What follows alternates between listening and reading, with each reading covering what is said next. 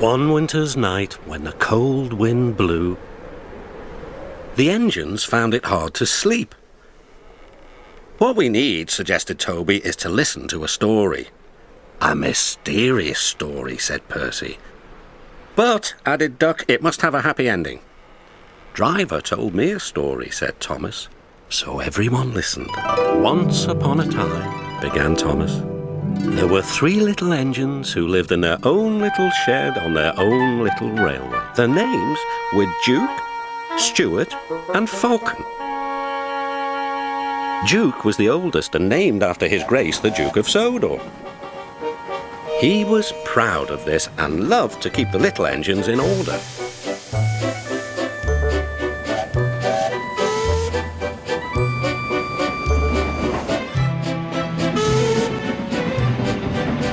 Whenever they did anything that Duke thought wrong, he would say, "That would never suit His Grace." Other engines came and went, but Duke outlasted them all. Stuart and Falcon used to call him Grandpuff. They were fond of him, but they got very tired of hearing all about His Grace. Sometimes they would tease him and chant, "Engines come, engines go, Grandpuff goes on forever." "You impertinent scallywags," Duke would say. "Whatever are you engines coming to?" "Never mind, Grandpuff, we're only young once." "Well, you'd better mind, unless you want to end up like Smudger." "Oh, Grandpuff, whatever happened?" "Smudger," said Duke, "was a show-off. He rode roughly and often came off the rails.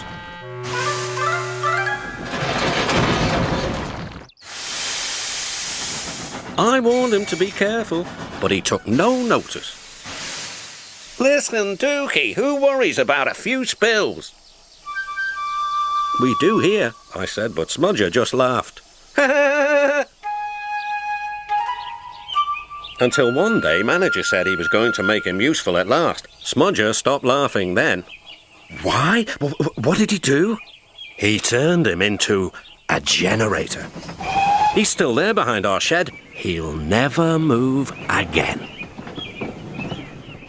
After that, Stuart and Falcon became really useful engines, and all 3 were happy together for many years.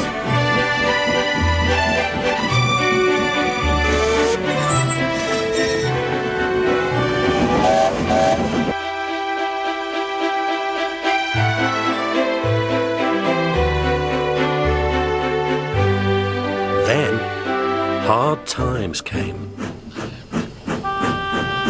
The mines in the hills closed. And the railway was closed too. People came to buy the engines. "We'll take Stuart and Falcon." No one wanted Duke. They thought him too old.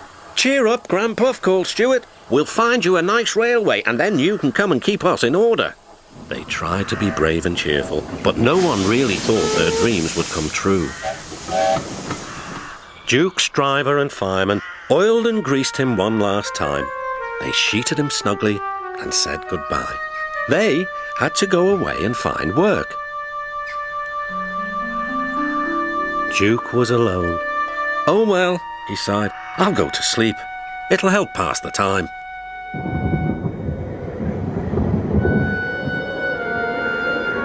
Winter torrents washed soils from the hills. Trees and bushes grew all around.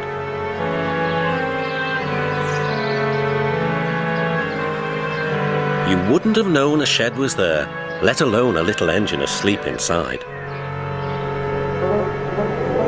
"That's not a happy ending," exclaimed Percy. "Ah," murmured Thomas sleepily, "there will be. But that'll have to wait until next time."